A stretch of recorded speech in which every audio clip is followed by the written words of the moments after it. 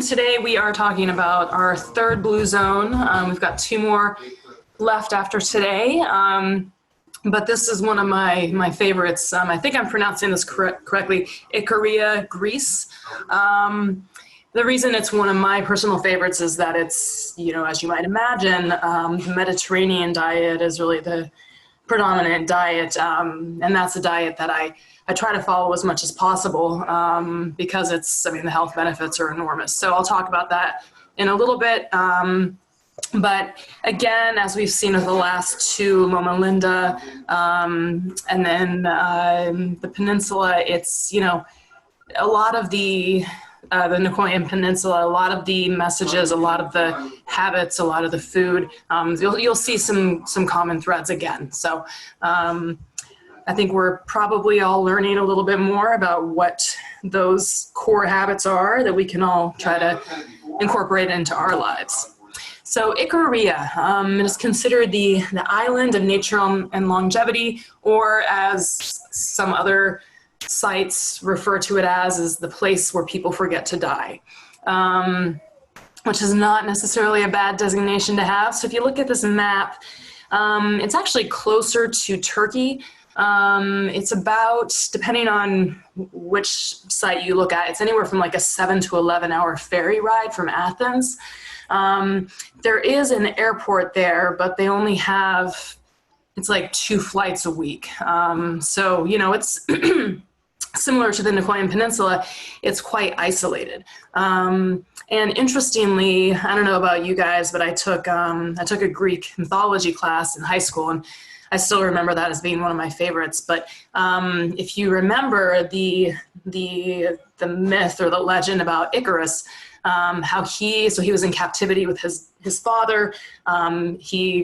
I can't remember the details, but he somehow obtained a pair of kind of fake wings to escape captivity, and his father warned him not to fly too close to the sun. He was, the idea is that he was arrogant and thought he knew better, so he flew very close to the sun. The wings were made of wax, they melted, and he plunged to his death. So Icarus is kind of where the name of Ikaria is derived from. So it's just, it's interesting. I personally love Greek mythology, so I found that kind of interesting. Anyway, but it's a very small population. It's only, 8,500 people or so. And this number is pretty shocking. 1 in 3 Icariots, however you say that, they live past the age of 100. So that's, think about that. 33% of the population lives past 100. That's not even, if you said a third of the people live past 80 anywhere in the United States, with the exception of maybe Loma Linda, their jaws would drop, right? But that's 100. That's, that's insane. So obviously they are doing something right. Another interesting fact, not wellness related, but it was interesting. There was a kind of Greek civil war from I think 1946 to 1949. And a lot of communists were exiled to Ikaria. And after the war and, et cetera, some people still kind of remained sympathetic to the idea, like the communist ideals. So Ikaria was nicknamed Red Rock. So anyway, let me get this to the next one. Okay, so what is it that makes it a blue zone? So again, that, to go back to the previous slide, 1 in 3 people living to over 100 is pretty phenomenal. 3 times as many people who live on Ikaria live to be at least 90 as anywhere else in Greece. In Greece overall, the numbers are pretty good for Greece anyway. The Mediterranean diet and all that goes with that does lead to some health benefits for the entire country. So Greece is already kind of winning. And then Ikaria in particular, that's 3 times as many people reach the age of 90, which is pretty phenomenal. And then the second bullet point, that there are as many healthy men over 90 as women. Again, that's pretty much unheard of. Men do tend to have shorter lifespans than women, just as kind of a general rule, pretty much everywhere, or really everywhere in the Western world. And they do tend to develop issues like heart disease, et cetera, a little bit earlier than women. So to have the numbers, comparable for men and women, that's also quite phenomenal. They have very low rates of heart disease. I'll talk about this in a little bit, but part of that, one of the lifestyle kind of basics they think contributes to this is the fact that people who live in Ikaria are quite good at napping. It's kind of they sleep a lot. It's just kind of part of their daily routine. So regular napping, not just the occasional cat nap, but making that kind of like, part of your daily routine has been shown to decrease your risk of heart disease by up to 37%. So I'm just saying, you may have seen my wellness tip this morning. There's some reason for that. And then also Ikaria, they have about a third of the rate of depression as the rest of Greece. Obviously it's a beautiful place. It's a beautiful island. It has some gorgeous beaches, but then again, a lot of Greece looks like that. So it's not just down to the scenery. There's, something else going on. And then this, some of you may know that my particular interest and Jim's interest as well in dementia, preventing it, is that only 20% of people on Ikaria exhibit any sign of dementia over the age of 80. That may sound like a big number, but really it's not. And that's any sign of dementia. So that's like routine, well, not routine, but a lot of older adults will develop some kind of dementia. It doesn't have to be severe, just kind of regular cognitive decline. But in the US, particularly, I attended an event put on by I think it was the Alzheimer's Association a couple of years ago, and they were talking about how particularly in the US, in the African American and Hispanic populations, over the age of 70, I think it's something like 50 to 60% of adults have or develop dementia. And Caucasian population is certainly not immune from that. Dementia in this country is huge, and most of the Western world, in fact, it's a serious problem. So 20%, it doesn't sound that low, but comparatively, it's very low. So obviously, again, they are doing something right. Okay, so as we always say, is there something in the water? Well, it's not necessarily wrong in this case. People in Ikaria, tea is a big part of their daily life. I saw Chris join. I'm sure he'll feel validated by that. But they drink it daily, and we're not talking about tea bags you buy at Safeway, which are perfectly fine. But they are drinking teas made 100% with, just as you see this picture here, fresh local herbs. So wild oregano, sage, rosemary, mint, whatever herbs they have, and they rotate them. All of these herbs have some pretty powerful antioxidant properties. They all vary a little bit in exactly what they do. Some of them have been shown to really reduce blood pressure.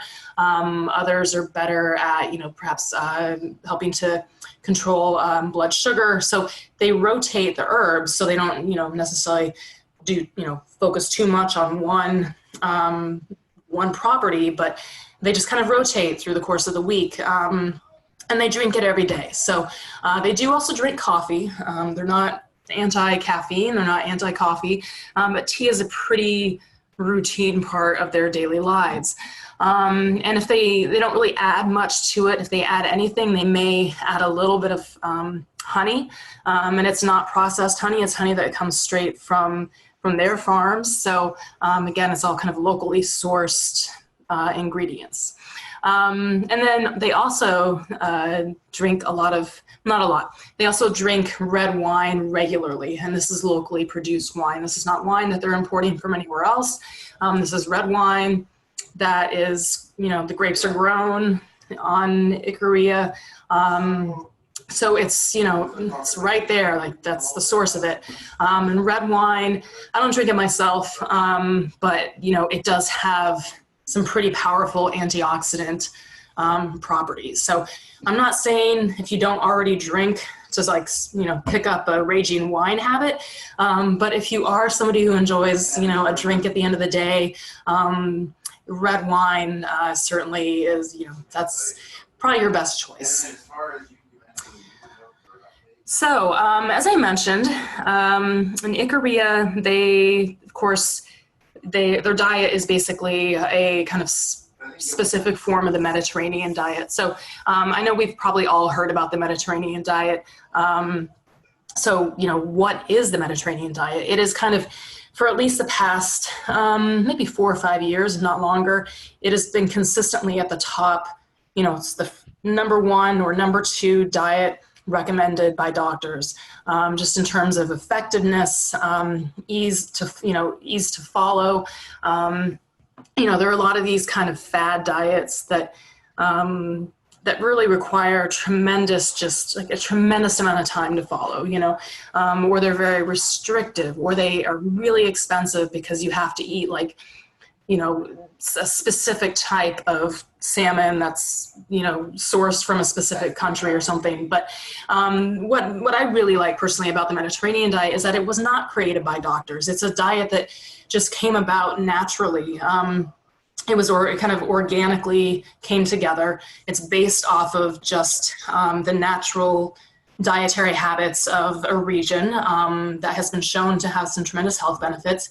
And it is now very popular the world over, and for good reasons. So while the specifics of ingredients may vary by country and by region, some of the basics are that they use olive oil a lot. I know some people, for better or worse, there is still a certain fat phobia in the US.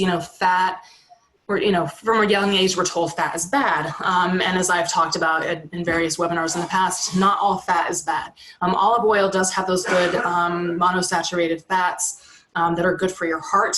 It is high in calories, but you're not using a lot. So, they use it to cook, they dress their vegetables in it, they dip their bread in it, and it's all, again, as with everything there, or most everything there, it's olive oil that is made in Ikaria. So it's, locally sourced, minimally processed. They do use extra virgin. It is extra virgin olive oil. One of my wellness tips, I think, was maybe yesterday, was about how any olive oil is pretty good for you, but extra virgin in particular, because that is from the first press of the olives. So it's minimally processed. So olive oil is kind of like the center of the Mediterranean diet. And then they eat a lot of fresh fruits. They're really heavy on the vegetables, legumes. They eat some fish. They don't go crazy with it, but they do eat some. They eat pretty minimal amounts of any other kind of meat, which I'll go over in a minute. And then, like I just was talking about on the previous slide, red wine is a staple. So what is the big deal with the Mediterranean diet? So here are just some numbers just to give you, there's so much research about it, so much positive literature that you can find about the Mediterranean diet, but just to give you kind of a snapshot. So, up to 30, or in Ikaria's case, 40% lowered risk of heart disease, up to a 20% reduction in women's risk for stroke. As I mentioned a few slides ago, it's been shown to have a preventative effect in terms of cognitive decline. So it prevents it, possibly delays it, and, maybe helps, if it's inevitable anyway, helps mitigate it so it's not quite as severe so early. It can help in weight loss and kind of weight maintenance. It's very, as most of these, obviously all these blue zone diets are, it's not heavy on anything processed. Processed food is just kind of a no. They don't eat a lot of sugar, certainly not added sugar. And a lot of the foods that they eat, olive oil, again, even a little bit, those fats can really help fill you up without, making you bloated, without making you tired. So you're eating a lot of good food that will fill you up without, without making you feel horrible, and also without way overdoing the calories. It's been shown to help prevent and manage type 2 diabetes. So, it helps regulate blood sugar. It's also been shown to provide relief for those who have rheumatoid rheumatoid arthritis, which is a neurodegenerative form of arthritis. And then it's also been shown to have some preventative and protective properties against cancer. So I don't know about you guys, but that's, if you know, what you eat, which includes some pretty delicious foods, if it can do all of this, you know, there's probably something to it. There's some pretty good, I'm convinced. Again, I don't follow it 100%, but I do try to at least model my diet on this. So,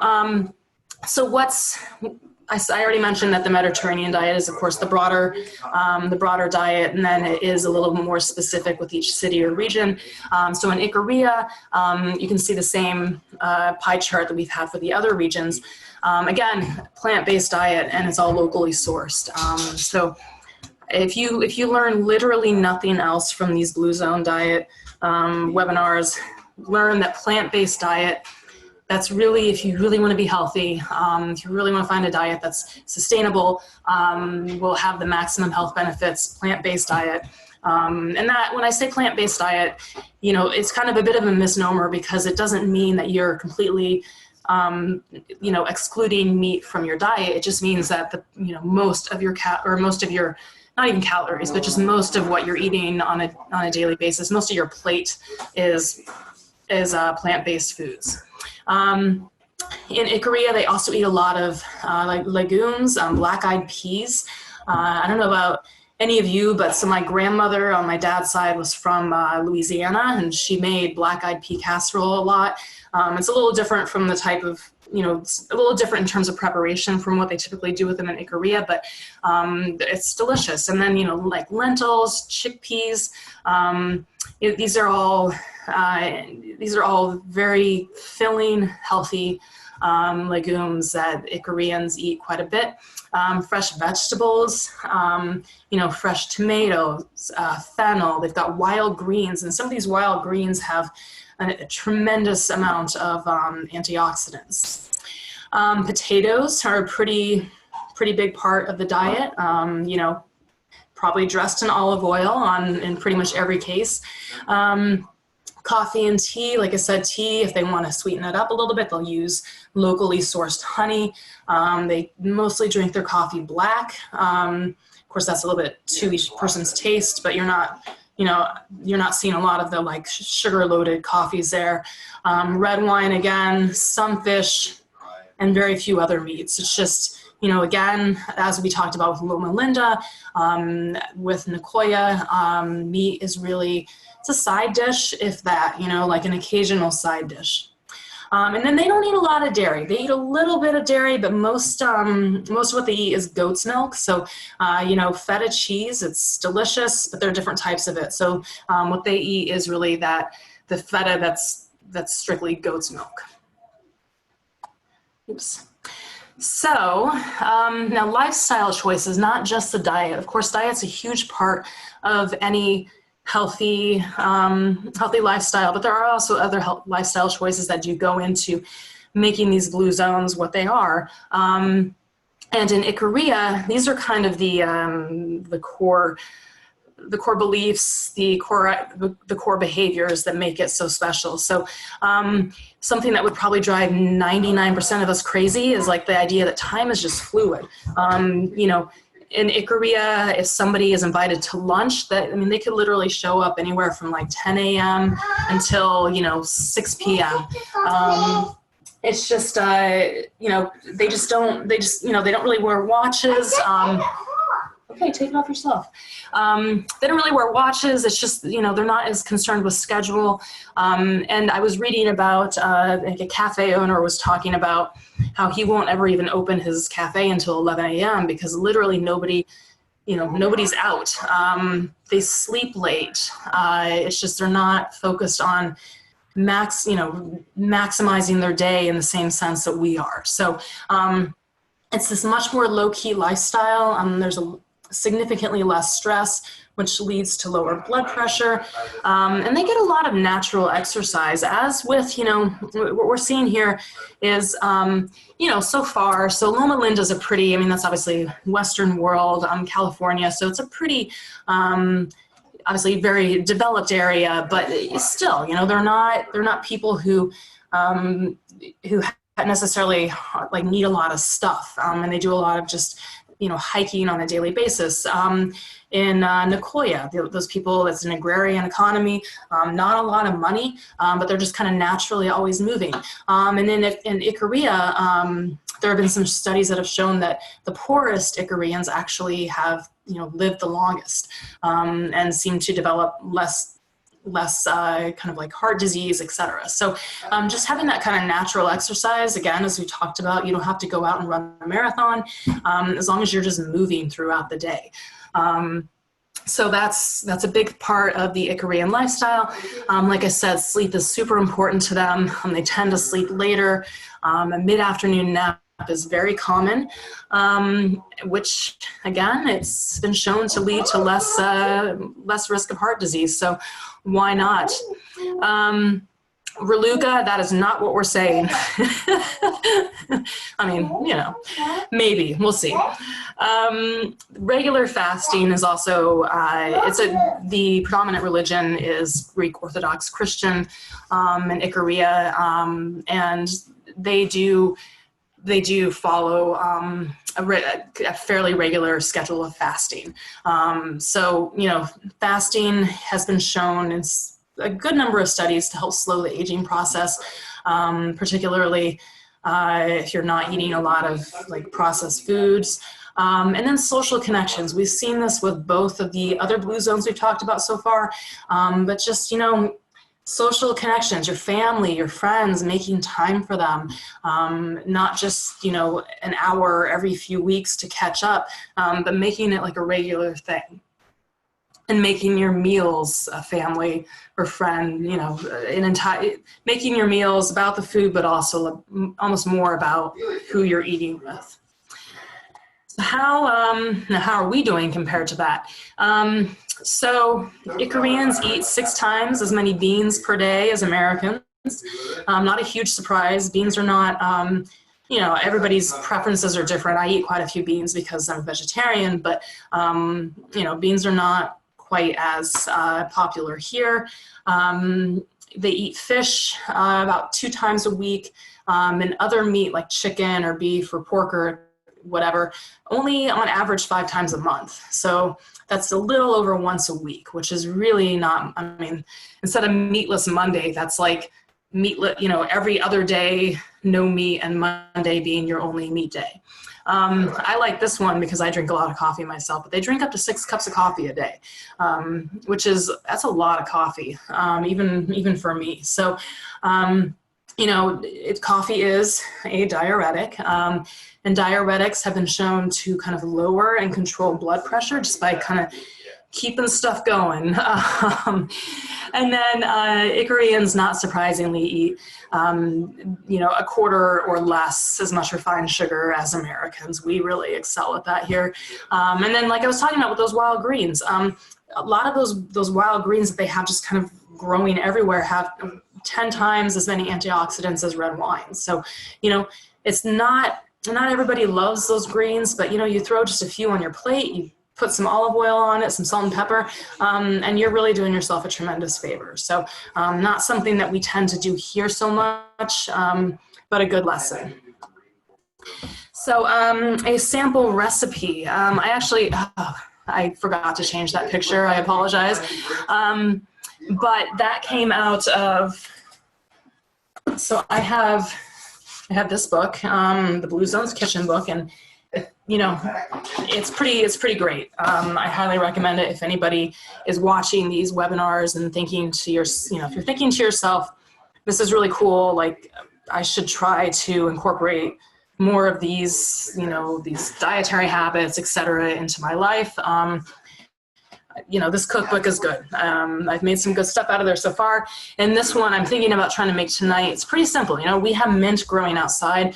I don't know if any of you, probably some of you have tried to grow mint. And when you do, it's like it blows up. Like you have more mint than you can possibly do anything with. So this is a great way to use that. But all it is just some black-eyed peas, some chopped green onions. Really you can throw whatever vegetables you want in there. You don't have to follow the recipe exactly, but you know, some chopped mint, some onions, whatever greens, carrots, whatever you have in the house, throw that in there, and then dress with a little olive oil, salt and pepper.